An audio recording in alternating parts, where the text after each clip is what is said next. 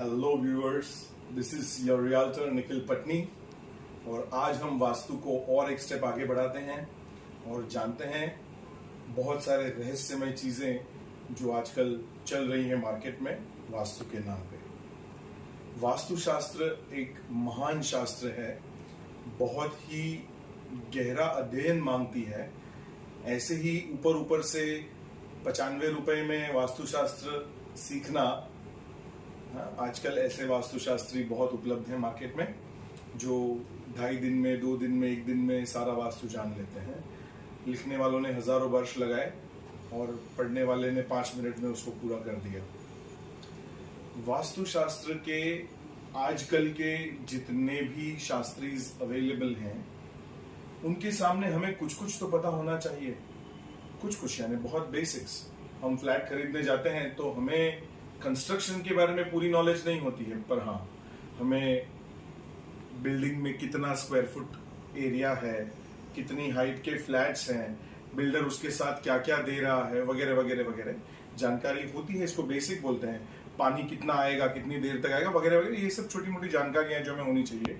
बिल्कुल वैसे ही जिस वास्तु से हमें बहुत डर लगता है कि कहीं खराब वास्तु के कारण हमारी बर्बादी न हो जाए, कहीं हमारा स्वास्थ्य न बिगड़ जाए, हम इतनी बड़ी प्रॉपर्टी करोड़ों रुपए की खरीद रहे हैं लेकिन कहीं ये हम पर विपरीत परिणाम न करे, इसके चक्कर में हम घर ढूंढते रहते हैं लेकिन हम वास्तु के सही नियम जानते नहीं, इसलिए हम भटक। सो मेरा कहने का मतलब ये था बेसिकली कि वास्तुशास्त्री सभी ऐसे नहीं होते, पर ऐसे भी होते हैं, तो हमें इन चीजों का ध्यान रखना चाहिए। एक बात, और ये बात मैं क्यों कह रहा हूं कि हम अक्सर डर जाते हैं, बस उस डर को हावी मत होने दीजिए। मैं निखिल पटनी, आपका रियल्टर और आपका छोटा मोटा वास्तु कंसल्टेंट, मैं आपको ये छोटी मोटी चीजें यहाँ पे बताऊंगा जो आप ध्यान रखिए, आपको कोई उल्लू नहीं बना पाएगा। ठीक है, तो हम आगे बढ़ते हैं। वास्तु के लिए 2 चीजें बड़ी आवश्यक है।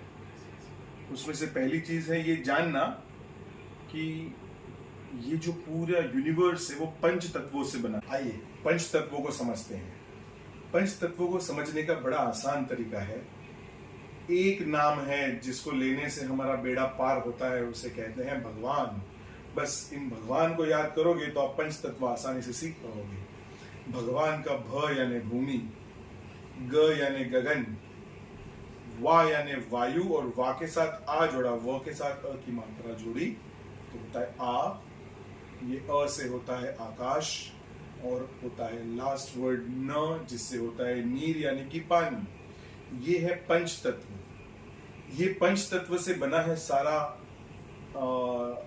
सारा यूनिवर्स, सारी सृष्टि, और इसी पंच तत्व से बने हैं हम मानव। हम जहां वास करेंगे वो भी उन पंच तत्वों का ही एक भाग है, हिस्सा है। वास्तु भी एक पंच तत्व का हिस्सा है, या वास्तु पूरा का पूरा पंच तत्वों का बैलेंस होता है। क्या होगा जब बैलेंस बिगड़ेगा? कहीं पे भी बैलेंस बिगड़ा, इंसान फिसल जाता है, या बिल्डिंग का बैलेंस गिरा, बिल्डिंग गिर जाता है। किसी भी चीज का बैलेंस बिगड़ना यानी बहुत कुछ बिगड़ना इन द लाइन, ऐसे होता है। तो वैसे ही हमारे वास्तु का है। पंच तत्व, और उनको अगर हम सही से बैलेंस नहीं कर पाते तो हमारा वास्तु थोड़ा सा इधर उधर होगा, और वो इधर उधर होने को ही वास्तु का इम्बैलेंस कहते हैं। इससे घबराने की जरूरत नहीं है। आपको लूज मोशन हो जाता है, यानी कि शरीर में पानी की मात्रा का बढ़ जाना किसी भी कारण से, इन्फेक्शन के कारण या किसी भी कारण से, तो क्या आप घबरा जाते हो? नहीं ना। आप डॉक्टर के पास जाते हो, उसकी दवाई खाते हो और लूज मोशन बंद हो जाते हैं। या आपको ज्वर होता है, बुखार आता है, यानी अग्नि तत्व का बढ़ जाना, तो क्या आप हार्ट अटैक आ जाता है, आपको कह रहे हैं अग्नि तत्व बढ़ गया शरीर में, मुझे ज्वर हो गया, बुखार हो गया? नहीं, हम एक दवाई ले लेते हैं, पैरासिटामोल ले लेते हैं, या डॉक्टर के पास चले जाते हैं और easily it can be covered. ये इम्बैलेंस को बैलेंस करना, उसी को कहते हैं कि हम वास्तुशास्त्र को जानते हैं। वास्तु में दूसरी चीज है बहुत इंपॉर्टेंट, वो दूसरी चीज है दिशाएं। हमें पता ही नहीं है कि दिशा कितनी होती है और दिशा से कुछ लेना देना हमारा है भी या नहीं, पर पूरा का पूरा वास्तु इन 2 इंपॉर्टेंट पिलर्स पे खड़ा हुआ है। एक जैसे मैंने बताया पंच तत्व, और दूसरा जैसे मैं बता रहा हूं अभी आपको वो है दिशा। कितनी दिशा हम जानते हैं? यूजुअली हम जानते हैं नॉर्थ, साउथ, ईस्ट और वेस्ट, इसे कहते हैं दिशा। पर हमारा वास्तुशास्त्र हमें बेसिक 8 दिशाएं बताता है, और उससे भी बढ़कर 2 और भी ऐड कर सकते हैं, लेकिन फिलहाल हम 8 दिशाओं की बात करेंगे।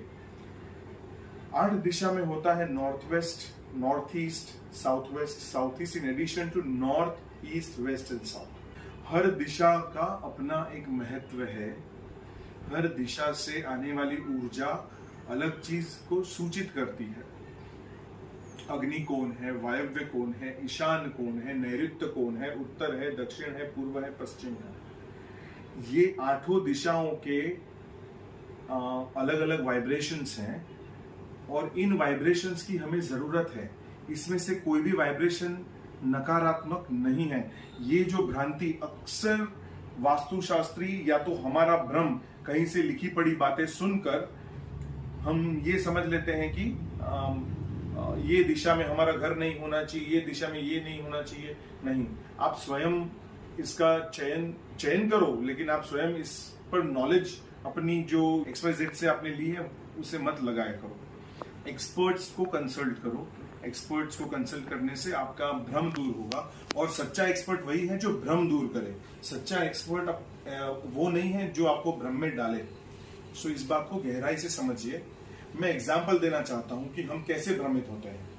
अक्सर एज अ रियल्टर मैंने देखा है कि लोग आते हैं और कहते हैं कि हमें नॉर्थ ईस्ट का दरवाजा, नॉर्थ ईस्ट की एंट्री, नॉर्थ ईस्ट फेसिंग। अब बताइए मुझे कि ये जो दरवाजा होता है वो नॉर्थ ईस्ट में चाहिए? आप खुद सोचिए कि आपको घर लेना है, आपको दरवाजा नॉर्थ ईस्ट में चाहिए, उसका मतलब क्या होता है? क्या घर से बाहर निकलते वक्त नॉर्थ ईस्ट सामने होना चाहिए? घर के अंदर आते वक्त नॉर्थ ईस्ट सामने होना चाहिए? या वो नॉर्थ ईस्ट जोन होना चाहिए जिसमें आपका दरवाजा पड़ता हो? या और भी कोई विकल्प है आपके पास, वो मुझे बताइए। अक्सर लोग भ्रमित होते हैं, पता ही नहीं होता कि हम किस दिशा की तरफ जाएं। अब वास्तुशास्त्र इतना लिमिटेड और संकुचित विचारधाराओं को प्रमोट करने वाला नहीं है। वास्तु कहता है कि हर दिशा का महत्व है। हर दिशा का 8 की 8 दिशा का महत्व है। कोई भी दिशा अच्छी या बुरी नहीं होती। हर चीज अपने कर्मों के साथ जुड़ी हुई है, और बिकॉज अपने कर्मों के साथ जुड़ी हुई है तब हमें ये देखना है कि हमारे कर्म कैसे हैं, हमारा कामकाज क्या है। कर्म का मतलब यहां पर मैं समझाता हूं कि हमारा आलसी होना। हम जानते हैं कि हम कैसे हैं। हम बहुत एक्टिव हैं, हम बहुत आलसी हैं, हम बहुत गुस्सैल हैं, हम बहुत शांत हैं। हम लोगों को प्रभावित कर सकते हैं, हम लोगों को बिल्कुल प्रभावित या इन्फ्लुएंस नहीं कर सकते। तो हमारा स्वभाव हमें पता होना चाहिए। उसके बाद हम दिशा विदिशा की बात करेंगे। तो ये बेसिक जानकारी मैं आप लोगों के साथ शेयर करना चाहता था कि लोग कहां भ्रमित होते हैं। आप कहां भ्रमित होते हो? हमारा किचन साउथ ईस्ट में होना चाहिए, करेक्ट। अब साउथ ईस्ट में ना हो तो अगर आपकी पूरी की पूरी बिल्डिंग उसके प्लॉट के साउथ वेस्ट में पड़ी हुई है, आपका किचन नॉर्थ ईस्ट में, तब क्या होगा? तो क्या होगा?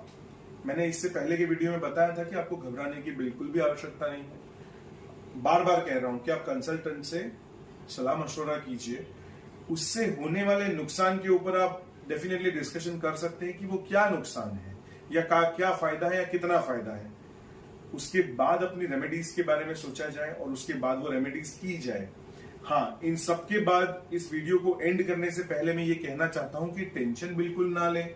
आप जिस किसी घर में, जिस किसी दरवाजे के साथ, जिस किसी तरह से रह रहे हो, जैसे फर्नीचर है वैसे के वैसे बिना घबराए रहना चाहिए। अपने मन को पहले स्वस्थ करोगे तभी आप एक स्टेप और आगे बढ़ पाओगे। आप सोच पाओगे कि करना क्या चाहिए। इसके बाद के वीडियो में मैं आपको बहुत अच्छे अच्छे छोटे छोटे टिप्स देने वाला हूं, जो आपके फर्नीचर, जो आपकी दिशाएं, आपकी दशाएं, सब कुछ बदल के रख देगा। बने रहिए मेरे साथ।